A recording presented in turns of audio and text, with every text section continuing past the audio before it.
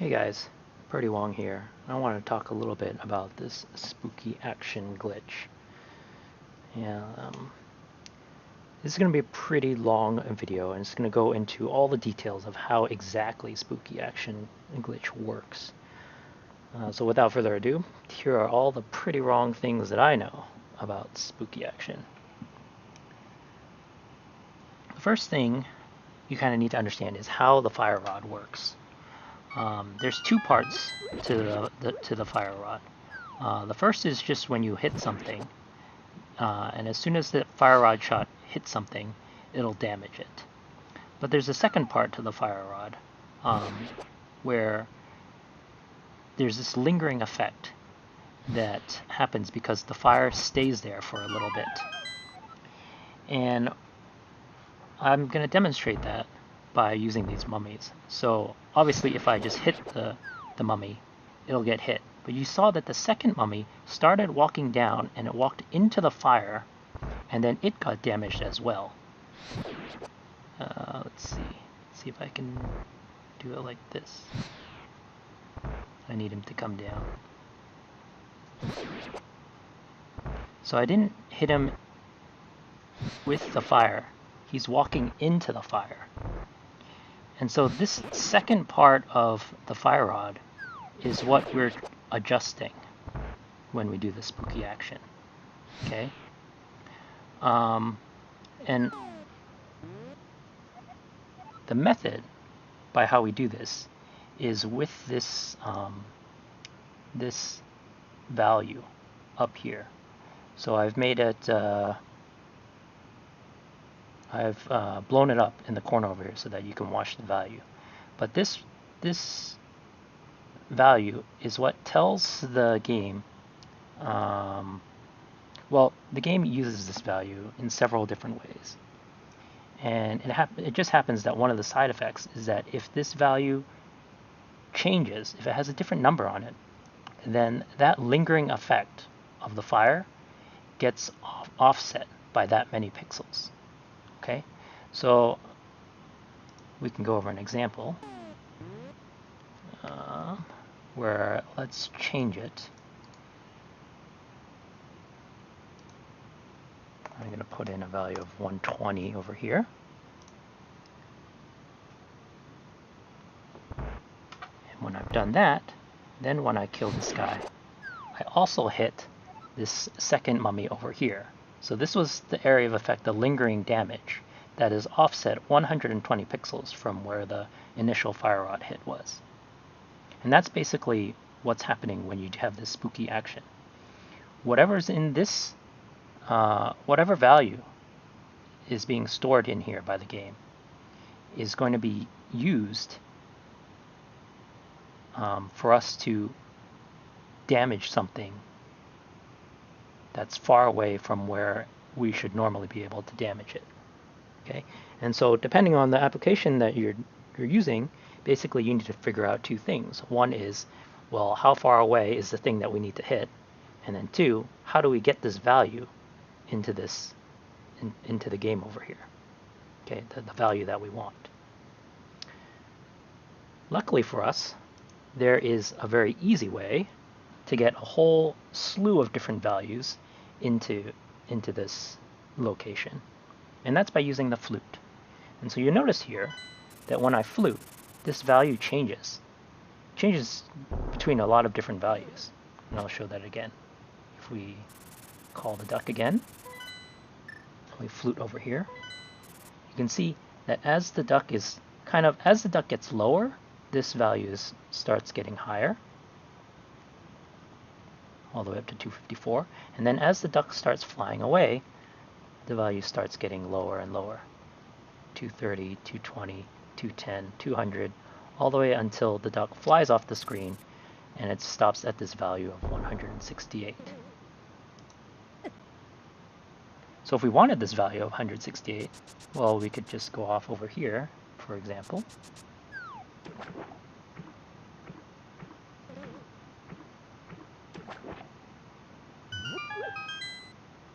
And I'll head into Ice Palace over here. And 168 seems to be a convenient number for me to just kill the Freezor right off the bat. Alright? Let me just show that one more time. So I'm hitting the wall at the bottom, which is about 168 pixels away from the Freezor. And I don't even have to wait for the Freezor to come out of this little hole. By hitting my fire rod over here, I'm spooky action damaging and killing the Freezor up here. Okay? Now maybe I don't want the value of 168. Well, I can adjust that by moving Link, and if I can get the duck off the screen at a particular height. So in this case, I moved off to the left, and instead of getting 168, I got a value of 210. And of course I could stop at some intermediate distance to get any kind of number in between that I wanted for whatever application I needed. And similarly, I could go in the opposite direction and get a lower value if I let the duck continue flying higher and higher, all the way up to 50 over here. And so, for example, I could also come over here, stop at this bush to get a value of about 80, which is what I want. Again, come into Ice Palace over here.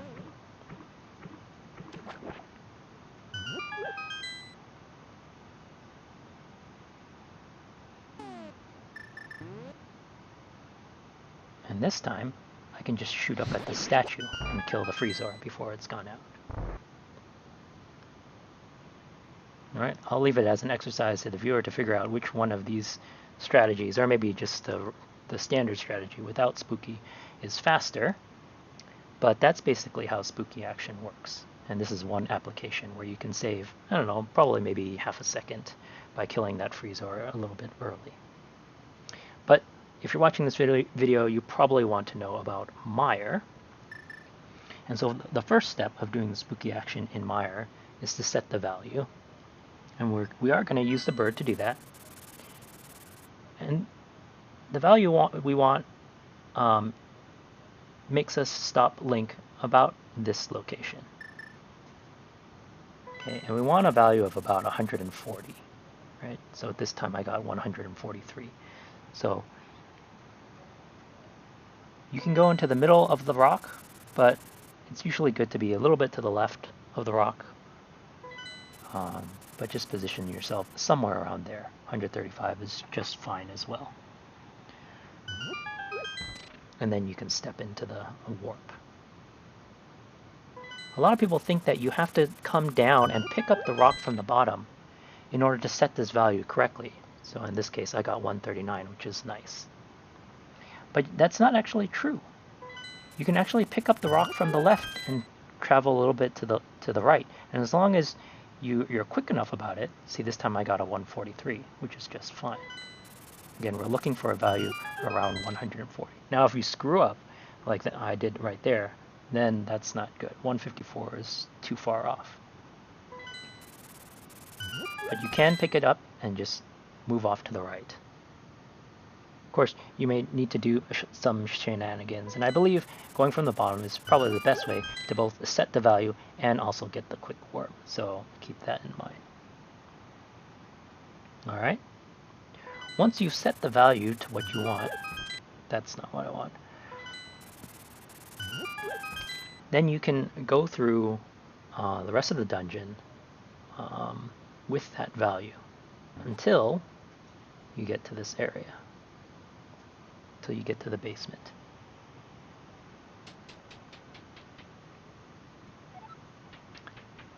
Now I've turned the lights on, and let me just get rid of all the sprites so that they're not shooting me. And everything that you've done so far going through the dungeon, whether it's walking around, bonking, getting hit, or anything, it won't change the value in here. Okay, so if you've got your value of close to 140, it'll stay in there. But there are some actions you will take that will change the value. For example, if I use a boomerang, either blue or red boomerang, it will reset that value to 0. Similarly, if I use the lamp, it will reset to 0. And if I use the magic powder, it will reset to 0. Okay, so try not to use any of those items in between when you've set your desired value of 140 and by the time you get over here. This room is important because the other thing that resets the value is the cane of Samaria. When you lay down the block, it will set it to 0. And the reason why it sets it to 0 is because the cane uses this location for some other calculations, which we don't need to get into right now. But you can see as I throw the block, it changes this value. Okay, so that's why it sets it to 0 at the beginning. In fact, this is another way that you can use to set the value. For example, if I explode the block while it's in midair, I can set this value to a particular number, so anywhere from 0 to 25. Although you can see that there are a couple frames where it actually goes to 255 if you wanted to set it to that as well. So by exploding the block in midair, I could set it to some different value. But that's not very helpful because we wanted to keep our value of 140. Well, playing around with this block a little bit, you may encounter this situation where I laid down this block and yet the value is still 25. Okay, it did not reset to 0. Normally when you lay down the block, it goes to 0. And now you see that when I throw this block around, the value is still not changing at all. So why did that happen? If I lay down a block, it should go to 0, like that. Is it because I set it to 25 before? No. If I lay down a block and it's still 0. Well, in fact, it happens to be that if you still have 3 of the block shots on the screen when you lay down the next block, then that second block will not reset it to 0. Let me give myself a little bit more magic here. So like this. If I lay down that second block quickly enough, it won't reset it. Well, that's not very helpful because the first block always has to reset it anyways, which will lose us our 140. But there are some other objects that act similarly. So for example, right now I have the value of 25. If I fire an arrow, and then while the arrow is on the screen, if I lay down the cane, then my value is preserved. And by this sort of method, I can use this block to hit this switch and still maintain my 140. There are some other items which also accomplish the same behavior. For example, the fire rod.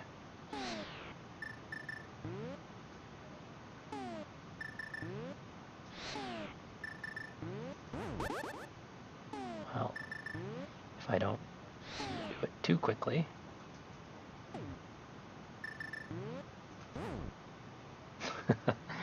So obviously the fire rod is a little bit hard because the shot travels so fast and you got to get your block down before the shot leaves the screen. But you can see that it is possible. By this similar mechanism, the ice rod works as well. And the ice rod is slower, so it's a little bit easier to keep your value. But the one that's most often used and the one that you'll see everyone in the videos use is the dash clouds. When your dash clouds are up, then laying the block will keep your value as well, like so. So you hit dash, you hit A, and then right afterwards lay down a block, and then you'll keep your 140. Well, not like that.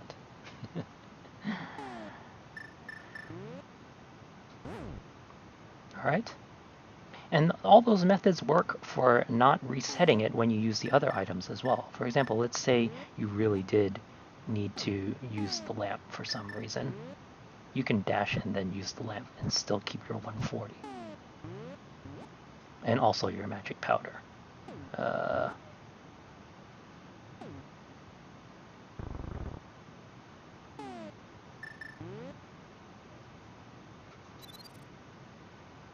Oh, that was not good.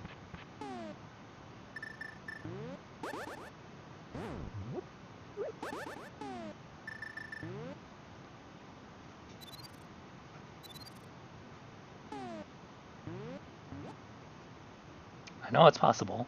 The powder is a little bit tricky because you have less time to get off the powder before you run out of time in it, and it will reset. So you can see sometimes I do get it. Of course, it is just safest to not have to powder or use the lamp or the boomerang at all, but just to let you know that if you're in dire straits, you can try to preserve your value. Alright, so again, the normal method is just going to be to come down here, dash, and then lay down the block, and then you'll keep your 140, which is what we want for the remaining rooms.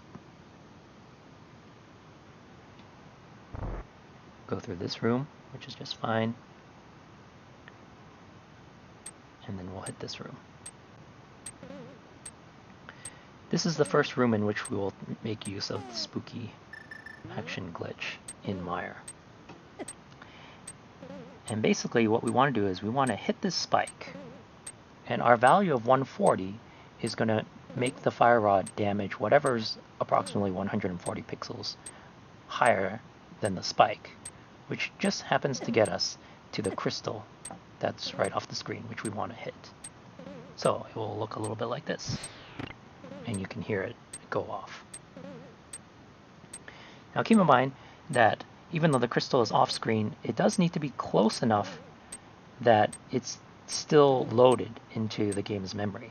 So if you're far away and the crystal switch is too far off the screen, then when you hit the spike, it won't go off.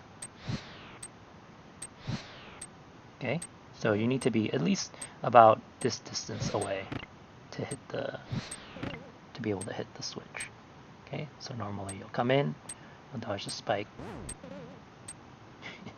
you'll have switched to fire rod actually, and then you can continue on your way. The thing to realize about this right here, and let me give myself half magic so I don't have to keep refilling magic as often. The thing to realize is that when you hit the spike, there's a number of different locations that your fire rod shot can be. See, that was a very high shot where the fire showed up around here, whereas if I hit the spike directly, the fire shows up about here. What's good for us is that the value of 140 that we load in works no matter where we hit the spike. So it's very lenient in our timing. As long as we hit the spike and the fire rod shows its fire somewhere in this area, it will always hit the crystal switch. In case you're interested, I tried some different values, and it turns out that if you have a value of 125 or so, then the distance is too short, and if you happen to hit the spike dead on, then in that case the switch wouldn't go off. And if you had a value of about 145, then if you fire your shot and the spike runs into it very late, kind of like that, then the 145 pixels is too far, and you would also miss the switch. So 140 is kind of a good compromise, which is why we're choosing that number. Right? 135 is in the middle, which, I mean, if you really wanted a lot of leeway, you could try to aim for 135. But in the next room, you'll see that we kind of prefer 140. Let me hit the switch. So the next room, we have the same kind of situation. We know that up here in the room to the north of this, there's a crystal, which is just beyond this location. Now, which means we need to get a fire rod shot to end somewhere over here. We can't just shoot at the wall, because that's too far to the left. We'd be hitting something 140 pixels up that's on the wall, which is too far to the left of the crystal switch. And the fire rod shot doesn't hit these pegs, so we can't use those. So what we need to do is we need to shoot our fire rod and hit one of these anti-fairies. Okay? And if we do, that was too far to the left. But if we do, then it will hit the switch. Okay, with the same concept that we're 140. So typically it'll look something like this, right? Where you walk up a little bit and try to hit the anti-fairy, where it's more on the right. You don't want to hit it in a location that makes your fire rod shot end too far to the left, because then it'll miss the crystal switch. Okay, with a value of 140, you can still hit the crystal switch from about here. Let me make a save state. Get rid of this guy. From about here, I would say.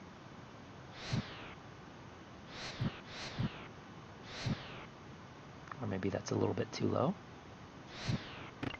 Okay, so about here is still good. And the higher your number is, the lower you'll be able to still hit it, which is why we want that value of 140, so that we don't have to go too far up in order to hit the crystal switch. Okay, that value of 140 will still work to about over here. Okay, but higher than that probably would not work, like over here. Oh, that still works. Maybe over here.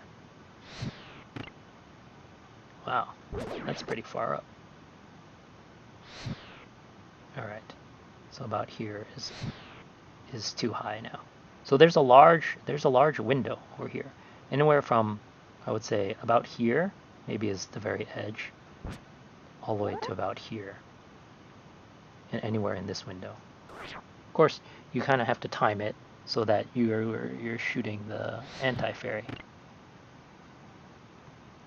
The other thing about this is that after you shoot it, you can't go too far down quickly, because that puts the crystal switch out of position. Okay, but you see that it actually lingers. It's actually still there. Since it's off the screen, the game hasn't gotten rid of that effect yet. And when you go up, well, when you go up, it should still work, even though you would expect that fire to be gone. Okay. All right. And you can practice with ways on how to make it faster. For example, you could dash if you want, but this is the general idea. The next room, you can go up here, and basically you just want to hit the side of this torch. And again, we're hitting this crystal switch, which is about 140 pixels away from here. Alternatively, if you just want to hit the bottom of the torch, that also works if you're at 140.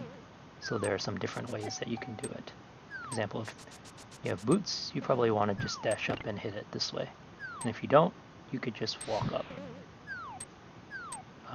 Don't hit it too low, because you do need the crystal switch to be loaded into memory. Yeah, that's too far down. Okay. So again, this value of 140 that we set up in the very beginning kind of gives us the most leeway, I would say, which is why we try to set it up to that value.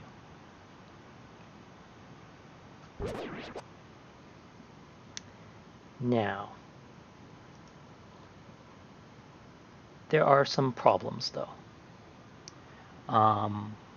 For example, one of the things that can happen is, let's say you happen to have messed up your value for whatever reason. Let's say that you just had to use powder, or you just forgot, and you happen to put down this block without preserving your value. Well, there's a way to kind of recover from this, and that's the backup strat. So one of the things that happens is that when you throw this block into a pit, you get this value of 255, consistently. I mean, you could try to get 255 by exploding it right when it hit the ground, but that would be frame perfect. So you can just throw it into this pit and just set a value of 255. Once you have this value of 255, you can still do the spooky action glitch. It just needs to be different because now you're trying to hit something 255 pixels up instead of just 140. So let me outfit myself again.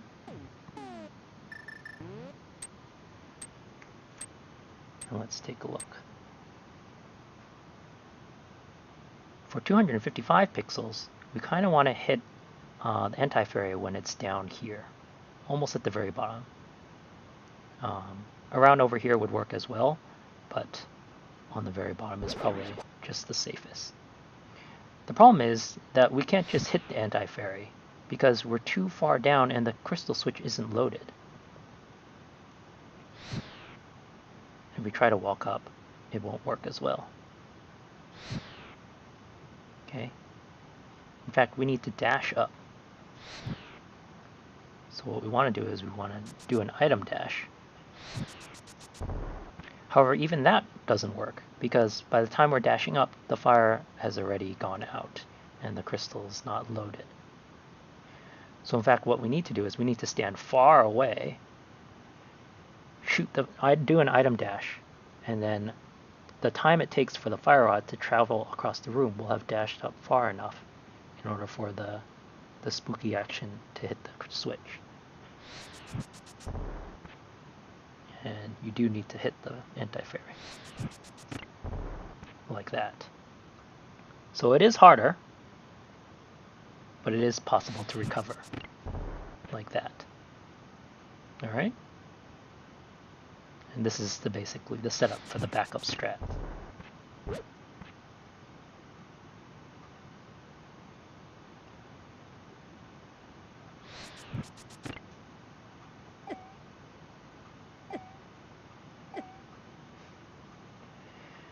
Alright, in this room, for the backup strat, you want to be hitting this block, this one on the bottom. And 255 pixels up from this block is the crystal switch at the top of the room. Again, you need to be far enough up so that the crystal switch is loaded, so you kind of want to fire from about there and then walk up afterwards. If it works, it hopefully looks something like this. That time didn't work.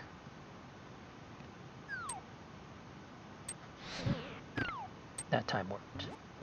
Alright? If you try this strat, you will notice that sometimes it just doesn't work. And there's a reason for that. So let me get rid of the sprites, which also gets rid of the crystal switch, but I don't want to have to deal with all the vitreous slime and this shooter and everything. So there's another aspect to the fire rod that we need to know, and that is when you fire the fire rod, the shot travels 4 pixels per frame. Okay? And so when it hits whatever obstacle it's going to hit, in this case it's going to hit this block, it won't always hit at the same location. Depending on where you're standing, it will hit this block in different locations. So for example, in this particular spot where I'm standing, the fire hits over here. But if I move a little bit down, the fire is going to hit a little bit further inside the block. If I move one more pixel down, you can see now the fire is kind of hitting the edge of the block. Okay?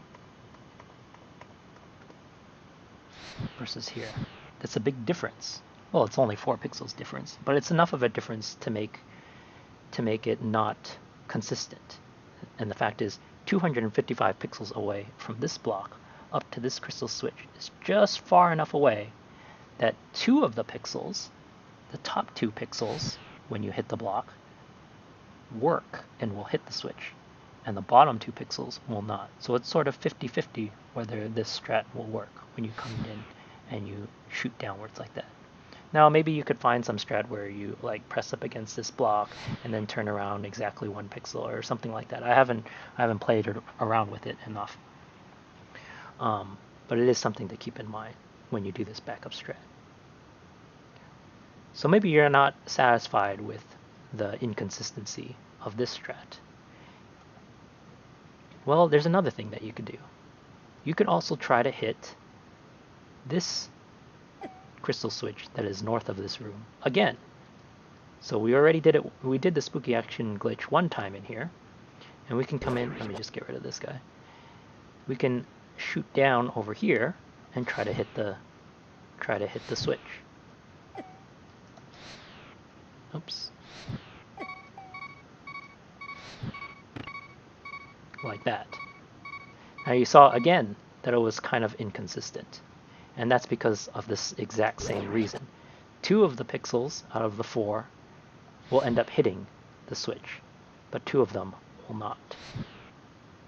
Okay, and again, you could line it up, or you could try to figure out some way to line it up.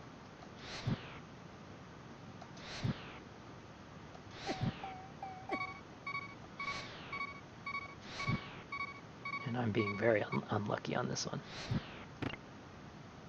Okay.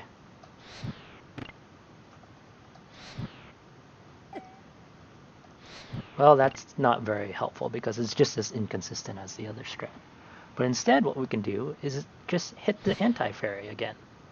And if we can hit it far down low enough, kind of in this area, we have the fire rod shot end in this area, then that would also hit the switch. Okay? So after doing the first glitch, I kind of want to do that, if I can get it right.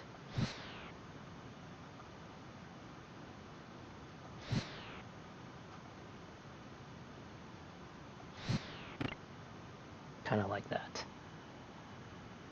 And that would be consistent, assuming you're good enough to kind of consistently pull that off, right? And it's just timing.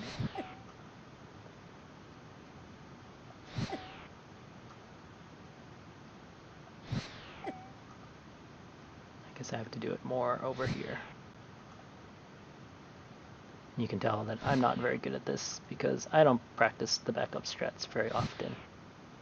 Oh, that feels like it should have worked, but it didn't. Alright, and remember you gotta go back up in order to make sure that the switch is loaded. I think that is all that there is to the spooky action glitch.